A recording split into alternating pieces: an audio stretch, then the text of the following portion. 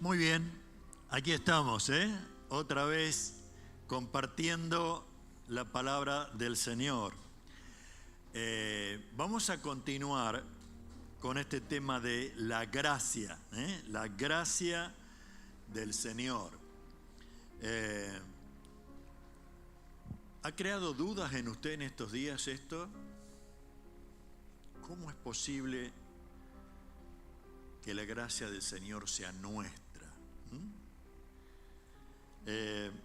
Hay un pasaje en el Evangelio de Juan, capítulo 1, versículo 14, que vamos a comenzar a mirarlo, porque ahí el evangelista está llevándonos a un terreno tan maravilloso. Dice, y aquel verbo fue hecho carne y habitó entre nosotros y vimos su gloria.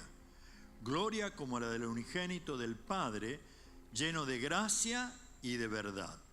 Juan dio testimonio de él y clamó diciendo, este es de quien yo decía, el que viene después de mí es antes de mí, porque era primero que yo. Porque de su plenitud tomamos todos, y gracia sobre gracia, pues la ley por medio de Moisés fue dada, pero la gracia y la verdad vinieron por medio de Jesucristo. A Dios nadie le vio jamás. El unigénito Hijo que está en el seno del Padre, Él le ha dado a conocer. Y en esta mañana somos desafiados, en primer lugar, a recibir a Jesucristo, porque Él está lleno de gracia abundante, su amor incomparable, inmerecido, es nuestro, es real, es nuestro. Ahora, como hijos de Dios, vivimos diferentes tipos de situaciones, ¿sí?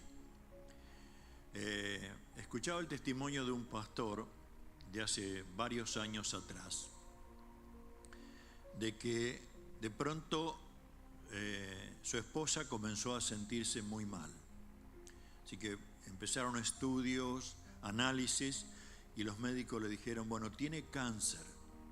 Así que vamos a empezar a tener todo un proceso de tratamiento para que ella pueda estar bien. Empezaron el tratamiento, pasó un tiempo y volvieron a hacer estudios. Y los médicos lo llaman al matrimonio, el pastor, su esposa, le dicen, miren, todo lo que nos dicen los estudios finales que hemos hecho, su esposa está sana, no tiene cáncer. Así que bueno, fue un gozo muy grande, una alegría, volver a la rutina después de andar de aquí para allá, medicamentos y todo lo demás. Y comenzaron a otra etapa. Pasó un tiempo. Y un domingo en la mañana la esposa dice, mira, querido, me siento muy cansada, yo no iría a estar en la iglesia. Bueno, dice, voy yo. Cuando volvió, la encontró totalmente recostada sobre la mesa. Y le pregunta, ¿qué te pasa? Dice, no me puedo mover, estoy sin fuerzas. Así que él la cargó, la llevó urgente al hospital, la atendieron, el médico le dice, mire, su esposa está sin nada de defensa en el cuerpo, está grave, la tenemos que llevar a terapia. Pasó una semana en terapia y su esposa murió. ¿Se imaginan el golpe tremendo que este pastor recibió? Y toda la congregación, la familia, y él en uno de esos días que no podía dormir, le dice al Señor, Señor, no voy a predicar más sobre clama a mí y yo te responderé. No voy a predicar más, si se juntan 2 o 3 en mi nombre, yo contestaré. Eso no voy a hacerlo más. Estaba tan dolido que estaba desafiando al Señor con estas palabras. Y de pronto, como que su mente comenzó a figurar Apocalipsis capítulo 21, donde dice: vi un cielo nuevo y una tierra nueva, porque el primer cielo y la primera tierra pasaron, el mar no existía más. Y yo, Juan, vi la santa ciudad, la nueva Jerusalén, descender del cielo de Dios, dispuesta como una esposa, ataviada para su marido, y oí una gran voz del cielo que decía: he aquí el tabernáculo de Dios con los hombres, y Él morará con ellos, y ellos serán su pueblo, y Dios mismo estará con ellos como su Dios. Enjugará a Dios toda lágrima de los ojos de ellos, y ya no habrá muerte, ni habrá más llanto, ni clamor, ni dolor, porque las primeras cosas pasaron.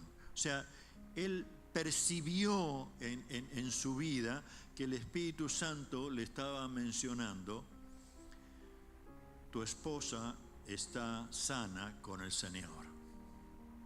Es el mejor lugar que puede estar. Tu oración ha sido respondida de esa manera.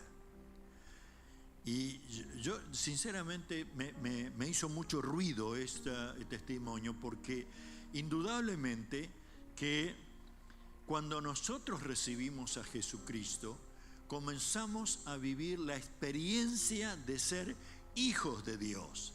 Y en un principio hasta no alcanzamos a descubrir lo que eso significa, la dimensión que comenzamos a vivir, pero sin duda es una realidad.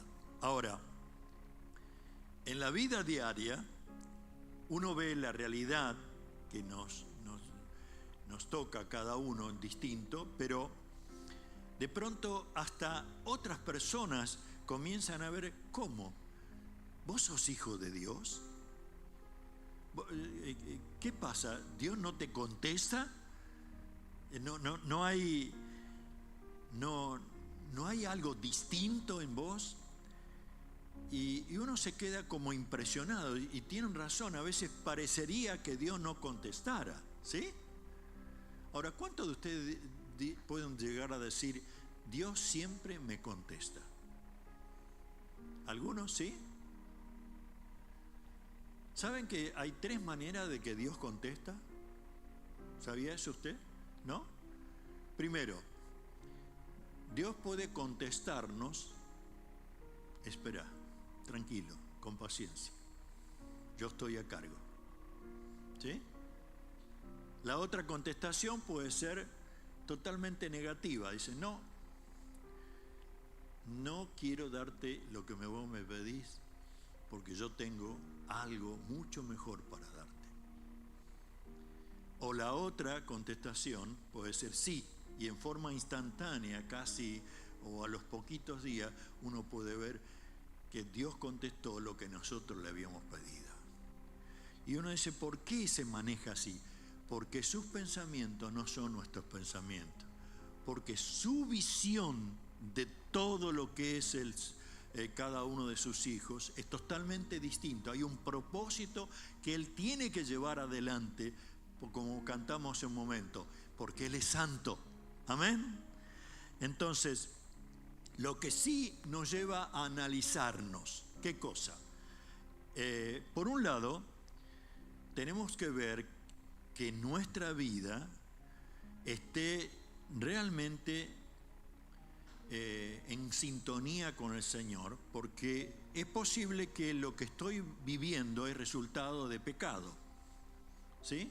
Tengo que estar discerniendo: bueno, esto me pasa porque todavía no solucioné, no cerré el ciclo de varias cosas, y estoy en pecado con el Señor. O puede ser que es una prueba o una tentación del diablo. Yo tengo que examinar esto. Ayer, cuando estábamos con Mariano en este encuentro de hombres, podíamos descubrir cuántas cosas que sutilmente Satanás nos impulsa y nos tienta y nos mete sin darnos cuenta. Tengo que examinar que lo que estoy viviendo no sea una prueba o una tentación del Señor. O también darnos cuenta que el Señor permite algunas cosas porque quiere formar todo nuestro carácter como Él se propone para llevarnos a ser como la imagen de Jesucristo. ¿Podemos comprender esto? Ahora, es por su gracia que nosotros podemos seguir avanzando vez tras vez. Miren, cuando estuvimos, por la gracia del Señor, unos días en Cafayate, en Salta, fuimos a un museo que hacían le decían Museo del Vino. Ahora no fuimos, no piensen mal. Pero fue muy lindo, algo que podíamos ver todo un recorrido de cómo tomaban los retoños de la planta de uva y la plantaban. El lugar generalmente era arenoso y con piedras, no de mucha agua, y explicaba también que por qué razones ese suelo, porque permitía que la planta comenzara por un lado a buscar agua. Las raíces tenían que profundizar buscando agua, pero para ellos tenían que ir esquivando las piedras. ¿Y eso qué permitía? Permitía que la planta en sí se arraigara de tal manera que aunque vengan vientos fuertes, aunque vengan sequías, aunque vengan cosas muy, muy fuertes, ella permanecería firme. Hermanos, cuando estamos viviendo en el Señor pueden pasarnos muchas cosas, muchísimas, incomprensibles, pero que todas tienen un final donde podemos ver la gloria del Señor. No es que pasan por si alguna casualidad, es Dios obrando en nosotros. Ahora, la palabra del Señor en Hechos capítulo 12, del 1 al 3 dice: por tanto nosotros también, teniendo en derredor nuestro tan grande nube de testigos, despojémonos de todo peso y del pecado que nos asedia y corramos con paciencia la carrera que tenemos por delante. Puesto los ojos en Jesús, el autor y consumador de la fe, el cual por el gozo puesto delante de él sufrió la cruz, menospreciando el oprobio, se sentó a la diestra del trono de Dios. Considerad aquel que sufrió tal contradicción de pecadores contra sí mismo, para que vuestro ánimo no se canse hasta desmayar. Ahora, miren lo tremendo de esto, es que dice, es el autor y el consumador de ¿qué cosa? De la fe. Teniendo a Jesucristo, tenemos la capacidad de creer lo que Él nos deja en su palabra y produce algo en nosotros de saber, no, puedo estar arraigado en la roca que es Cristo, porque Él me permite, por su gracia me impulsa, por su gracia me convence a que se produzca la realidad. Y por eso es que aún en este pasaje dice, considerad. ¿Qué quiere decir? Yo tengo que darme cuenta, esto es lo para mí, esto es. Dice, para que vuestro ánimo no se canse hasta desmayar. Vamos a ver dos cosas a través de un pasaje. 1 Pedro capítulo 13. A ver. 1 Pedro capítulo 3, de versículo 13, al versículo 18. Y dice, ¿y quién es aquel que os podrá hacer daño si vosotros seguís el bien? Más bien, si alguna cosa padecéis por causa de la justicia, bienaventurados sois. Por tanto, no os amedrentéis por el temor de ello, ni os conturbéis, sino santificad a Dios el Señor vuestros corazones, y estad siempre preparados para presentar defensa con mansedumbre y reverencia ante todo lo que os demande razón de la esperanza que hay en vosotros, teniendo buena conciencia, para que en los que murmuran de vosotros como de malhechores sean avergonzados los que calumnian vuestra conducta en Cristo. Porque mejor es que padezcáis haciendo el bien, si la voluntad de Dios así lo quiere, que haciendo el mal. Porque también Cristo padeció una sola vez por los pecados del justo, por los injustos, para llevarnos a Dios, siendo la verdad muerto en la carne, pero vivificado en el Espíritu. El apóstol está tratando de llevarnos a una realidad. Y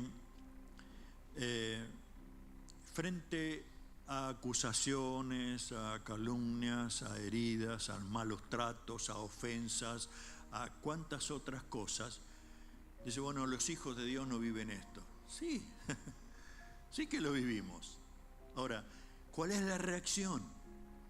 El apóstol está tratando de llevarnos a decir, bueno, si padecemos viviendo en la voluntad del Señor, somos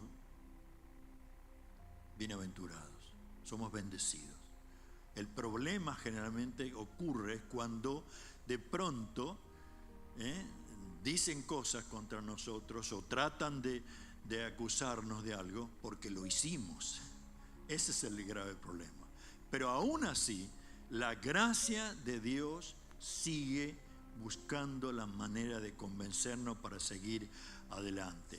Vamos a vivir fracasos porque es así en este mundo. Vamos a vivir enfermedades, vamos a vivir dolores, pero hay algo tremendo. Usted es un hijo de Dios, tiene en Cristo la gracia de Dios para asistir permanentemente y en todo tiempo. Podemos enfrentar cualquier tipo de cosa. Ahora, fíjense en una realidad. El Espíritu Santo está en nosotros. ¿Amén? ¿Sí? Está en nuestro interior. ¿Qué quiere decir esto? Que el fruto del Espíritu está. ¿Sí? Muy bien. Las enfermedades vienen de afuera. Las acusaciones vienen de afuera. Las situaciones conflictivas generalmente vienen de afuera. ¿Qué quiero decir con esto? Tenemos autoridad de parte del Señor para poder resistir todo eso, sean pensamientos, sean cualquier cosa que pueda venir, porque nos ha dado autoridad. Somos sus hijos, ¿o no? Por eso el pasaje está tratando de decirnos que, en un momento lo voy a leer, resistid. ¿Qué quiere decir esto? Yo puedo decir no. Yo puedo decir en el nombre de Jesús, no voy a permitir que eso se lleve adelante en mi propia vida. Miren, un ejemplo tremendo es lo que ocurre con Pablo y Silas en Hechos capítulo 16, versículo 18. Dice, y esto lo hacían por muchos días, predicando el Evangelio, ¿no es cierto? Mas desagradando a Pablo, esto lo hacía por muchos días. Se está refiriendo a una mujer que constantemente le decía, este es un santo varón de Dios, este tiene voz de Dios. Entonces él dice, desagradando a Pablo, este se volvió y dijo al Espíritu, te mando en el nombre de Jesucristo que salgas de ella, y salió aquella misma hora. Pero viendo sus amos que habían salido a la esperanza de su ganancia, prendieron a Pablo y a Silas y lo trajeron al foro ante las autoridades. Y presentándolos a los magistrados, dijeron, estos hombres, siendo judíos, alborotan nuestra ciudad y enseñan costumbres que no es lícito recibir ni hacer, pues somos romanos. Y se agolpó al pueblo contra ellos, y los magistrados, rasgándoles las ropas, ordenaron azotarles con varas. Después de haberlo azotado mucho, lo echaron en la cárcel, mandando al carcelero que los guarda con seguridad, el cual, recibido este mandato, los metió en el calabozo de más adentro y les aseguró los pies en el cepo. Pero a medianoche, orando, Pablo y Silas cantaban himnos y los presos los oían. Ahora, qué cosa tremenda, ¿no? Ellos, por llevar adelante el reino de los cielos, fueron azotados, fueron encarcelados. ¿Cómo es que en todo eso podían llegar a tener gozo y paz en sus corazones? Por la gracia de Dios. Ellos cantaban himnos y alababan al Señor. No estaban permitiendo que esta situación de dolor, de encierro, de maltrato, que venía desde afuera, se introduzca en su manera de pensar y lo lleve a decir: ¿dónde está Dios? ¿Qué pasa con Él? ¿Cómo no nos libró de esto? ¿Qué desastre? ¿Qué testimonio de estar en la cárcel?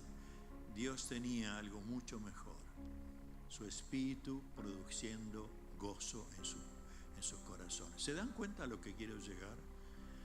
Es la gracia del Señor. Ahora, qué difícil es en esos momentos llegar a estar así. Pero miren lo que dice 1 Pedro 5, 6 al 9. Dice: humillaos pues bajo la poderosa mano de Dios, para que Él os exalte cuando fuere tiempo, echando toda vuestra ansiedad sobre Él, porque Él tiene cuidado de vosotros. Sed sobrios y velad, porque vuestro adversario, el diablo, como león rugiente, anda alrededor buscando a quien devorar, al cual resistid firmes en la fe, sabiendo que los mismos padecimientos se van cumpliendo en vuestros hermanos en todo el mundo. Por un lado, el apóstol nos involucra en su: ¿qué hago con todo esto? Que me está produciendo un estado de tremenda ansiedad. Y él está diciendo que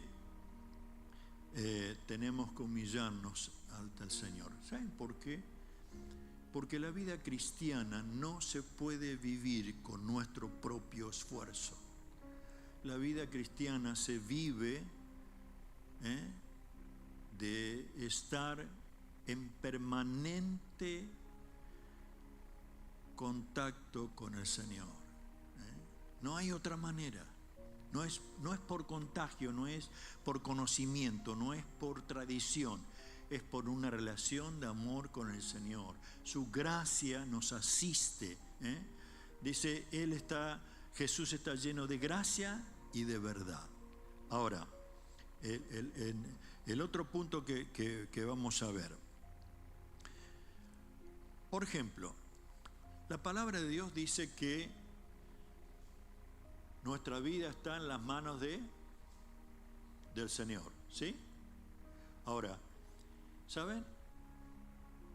Nuestra vida está en las manos de Jesús. Es la mano que sustenta.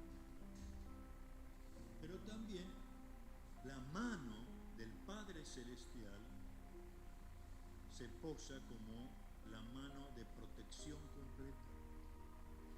¿Qué dice la Biblia? Nadie nos arrebatará ¿de qué? De su mano. Y si de pronto uno quiere aún pensar, bueno, pero ¿por qué está sucediendo esto? Es posible que el Señor levante un dedo para permitir que el enemigo nos hostiga. ¿Por qué? Porque quiere formarnos conforme a su voluntad. Pero hermanos, esté seguro, usted y yo estamos en las mejores manos. ¿Sí? Cuando uno va a ser operado, ¿qué pasa? Imagina que mira a la enfermera y le dice: ¿cómo está usted? ¿Está bien? mire que quiero seguir viviendo. No le dice eso, se entrega, ¿no? Y aún yo recuerdo ahí la enfermera al lado, de pronto me ponen una anestesia y no supe más nada. Quedé dormido. Cuando me despierto, estaba diciendo, bueno, ¿cuándo van a operarme? No, dice, ya está. ¡Qué alivio! Así que ahí me llevaron a la camilla y a la habitación. Yo voluntariamente me entregué. No es que uno dice, no, ay, no me duele. Porque no hay forma de que alguien pueda trabajar en nosotros a menos que nos entreguemos. No hay manera de que uno pueda vivir la vida cristiana si no nos entregamos completamente a Él y permitimos que su gracia maravillosa pueda estar trabajando con poder. Y esto de estar diciendo, bueno, ¿de dónde vendrá? ¿Qué pasará? ¿Por qué Dios? Miren, Santiago capítulo 1, versículo 12 dice, bienaventurado el varón que soporta la tentación, porque cuando haya resistido la prueba, recibirá la corona de vida que Dios ha prometido a los que le aman. Cuando alguno es tentado, no diga que es tentado de parte de Dios, porque Dios no puede ser tentado por el mal, ni Él tienta a nadie, sino que cada uno es tentado cuando de su propia concupiscencia, o sea, sus propios deseos, es atraído y seducido. Entonces, la concupiscencia, después de que se ha concebido, da a luz el pecado, y el pecado, siendo consumado, da a luz la muerte. Amados hermanos míos, no es rey. Toda buena dádiva, todo don perfecto desciende de lo alto del Padre de las luces, el cual no hay mudanza ni sombra de variación. De Él, de su voluntad, nos hizo nacer por la palabra de verdad, para que seamos primicia de sus criaturas. O sea, lo que está tratando de decir, Él es soberano. Él es el que está obrando con poder. ¿Por qué nos dejó el Salmo 23? El Señor es mi pastor, tengo todo lo que necesito. ¿Por qué lo dijo así? Porque era su experiencia, porque el Espíritu Santo le estaba motivando a que le creamos. Tengo todo lo que necesito. No necesito buscar cosas afuera, ni tratando de buscar que otro me complazca. ¿Vieron cuando alguien dice, sí, a mí me falta un buen coche para estar bien? Mentira. Va a estar bien sin el coche. Puede ser una comodidad. No, pero yo si tuviera un televisor de ¿cuánto viene a ser? 75 pulgadas, ahí sí, me veo el partido, como si fuera el final. Aún, imagínense que alguien se casa pensando que la otra persona lo va a hacer feliz. No se engañe, la otra persona tiene los mismos inconvenientes que usted. Ahora, que Dios va a complementarles, por supuesto, pero no busque pensando, no, cuando tenga 5 hijos, ahí sí que voy a ser feliz. No se trata de las cosas, se trata de lo que Dios está haciendo por su gracia dentro de su vida. Permita que Jesucristo entre y sea dueño absoluto, total de su vida. Ahí el gozo de Dios va a ser una realidad.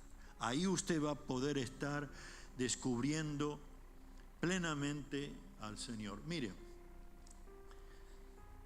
ustedes conocen la historia bíblica del libro de Job. Job estaba viviendo a un nivel preciosísimo, de respeto, económico, de todo tipo. Y de pronto, en un momento, empiezan a aparecer noticias. Vino una tormenta a sus hijos, los 10 murieron. vino y se llevaron los camellos y los bueyes, vino, o sea, noticia tras noticias, que venían de afuera. ¿Qué hizo él? La primera actitud fue adorar a Dios. Dios dio, Dios quitó y el Señor se ha adorado. Él estaba tratando de llevar adelante lo que vivía en su interior. Pero de pronto vinieron los amigos, unos amigos, una belleza, y con tanta, vamos, confesá, ¿qué hiciste de mal? ¿Dónde está tu pecado? Y él, tratando en esa discusión de decir, soy inocente, no hice nada, al final se cansó y permitió que se desplayaran lo máximo, pero él empezó a confrontar a Dios, diciendo, bueno, Señor, yo necesito explicaciones. Y Dios no le explicó nada. Solamente usted puede descubrir que le estuvo diciendo, ¿dónde estabas vos cuando yo creé los cielos? ¿Dónde estabas vos? O sea, trató de mostrar que Él es soberano. Si usted puede leer los últimos versículos, va a encontrar en el capítulo 42 el testimonio de Job, diciendo, mira, Job, Señor, yo antes te había escuchado de vos, pero ahora mis ojos te están viendo. Imagínense que de pronto usted está en una situación casi como dramática, desesperada, luchando años y tiempo, y no se da cuenta de que Dios está esperando como un padre amoroso, asistirlo con su gracia. Y parecería que nosotros estuviéramos como Job, ¿no? ¿Usted se imagina a Dios llevándolo aparte a Job? Vení, pequeño, vení. Te voy a mostrar todo lo que hice. A ver si te resulta familiar, a ver si entendés que manejo las cosas con un propósito. ¿Cuántos de nosotros necesitan decirle al Señor, quiero verte? No solamente escuchar o conocer, quiero verte tal cual eres. El Señor está dispuesto para obrar. Miren, en el Evangelio de Juan capítulo 10, versículo 27 dice, mis ovejas oyen, ¿qué cosa? Mi voz. Yo las conozco y me siguen. Yo les doy vida eterna y no perecerán jamás. Ni nadie las arrebatará de mi mano. Mi Padre que me las dio es mayor que todos y nadie les puede arrebatar de la mano de mi Padre. Amén. Es palabra de Dios. Usted esté seguro en el Señor. Usted tenga una relación de amor tan grande con Él que dice, bueno, esto es maravilloso. El Salmo 91:14 dice, por cuanto en mí ha puesto su amor, yo también lo libraré. Lo pondré en alto por cuanto ha conocido mi nombre. Me invocará y yo le responderé. Con él estaré yo en la angustia. Lo libraré y le glorificaré. Lo saciaré de larga vida y le mostraré mi salvación. Una tremenda palabra. Necesito ponerme esto en mi mente y en mi corazón. Necesito proclamarlo. Necesito constantemente descubrir. Miren, acá le está diciendo todo lo que yo necesito, todo lo que usted, que aún como iglesia necesitamos para confrontar todo lo que nos viene constantemente. Indudablemente que cada uno de nosotros se habrá preguntado, bueno, pero ¿cuál es la voluntad de Dios? ¿Cuál es la voluntad de Dios? Si tuviera que responder ahora, ¿qué me diría? ¿Cuál es la voluntad de Dios? ¿Nadie responde? Sí, puede ser. ¿Saben lo que dice la Biblia? No, la Biblia dice, la voluntad de Dios es que vivan en santidad. ¿Sí? Por supuesto de conocer al Señor primero, si no, imposible. Pero vivir en santidad, ¿qué quiere decir esto? Y quiere decir que tenemos que estar viviendo casi no. Vivir en santidad es vivir correctamente. Hasta podríamos decir como Dios manda. ¿Ha dejado palabra para que yo viva correctamente? Sí. ¿Ha dejado poder de su Espíritu para que viva correctamente? Sí. ¿Ha dejado su gracia para que me asista a que viva correctamente? Sí.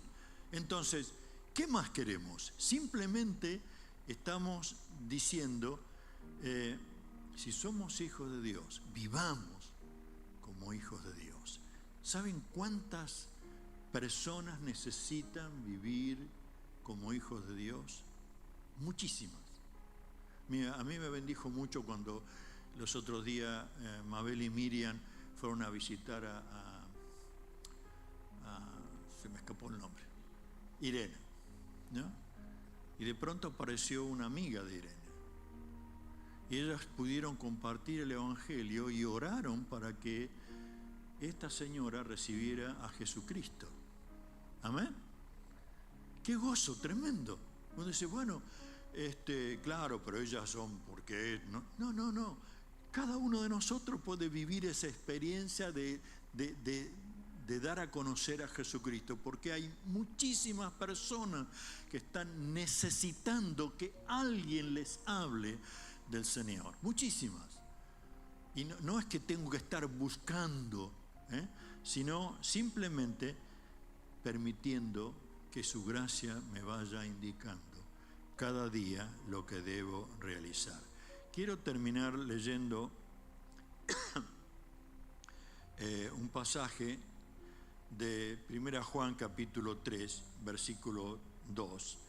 Dice, amados, ahora somos hijos de Dios y aún no se ha manifestado lo que hemos de ser. Pero sabemos que cuando Él se manifieste, seremos semejantes a Él, porque le veremos tal como Él es. Y todo aquel que tiene esta esperanza en Él, se purifica a sí mismo, así como Él es puro. Todo aquel que comete pecado infringe también la ley, pues el pecado es infracción de la ley. Y sabéis que Él apareció para quitar nuestros pecados, y no hay pecado en Él. Todo aquel que permanece en Él no peca. Todo aquel que peca no le ha visto ni le ha conocido. Hijito, no a Dios engañe. El que hace justicia es justo, como Él es justo. El que practica el pecado es del diablo, porque el diablo peca desde el principio. Para esto apareció el Hijo de Dios, para deshacer las obras del diablo. Todo aquel que es nacido de Dios no practica el pecado, porque la simiente de Dios permanece en él y no puede pecar porque es nacido de Dios. Hermanos queridos, nos cuesta aceptar la realidad de que el pecado está siempre a la puerta, ¿sí? Pero acá lo que más me interesa que podamos tener en cuenta es que habla de practicar el pecado. ¿Qué quiere decir eso? Que constantemente repetimos la historia y la misma historia. Usted no va a un gimnasio para ver los distintos aparatos ahí para hacer caminar o hacer ejercicio. Va para practicar y ejercer algo para su cuerpo. Bueno, cuando vivimos en Cristo, no debemos permitir que el pecado nos lleve a una práctica que no agrada al Señor. Porque aún dice, ¿no?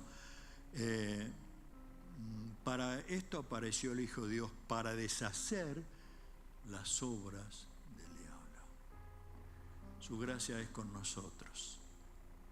Si tenemos a Jesucristo, su gracia es con nosotros. Su gracia nos lleva de victoria en victoria. Su gracia nos hace estar en la mano sustentadora del Señor y protectora del Padre Celestial.